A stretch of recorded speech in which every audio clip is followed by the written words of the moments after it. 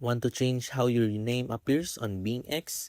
Updating your display name in 2026 only takes a minute, and it can help personalize your profile or make your account easier to recognize. Start by opening the BingX app or website and logging in to your account.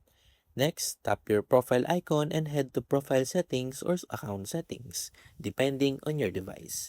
Look for the display name or nickname option. Enter your new name, making sure it follows BingX naming rules and character limits. After entering the new name, save your changes. Some accounts may have restrictions on how often a display name can be changed, so choose carefully before confirming. Your display name is different from your real name verification details, so changing it won't affect your identity verification or account security settings. Updating your display name is a simple way to keep your profile current and easier for others to recognize if you participate in social or copy trading features. And that's how you update your BingX display name in 2026. Don't forget to like and subscribe for more BingX tutorials and trading tips.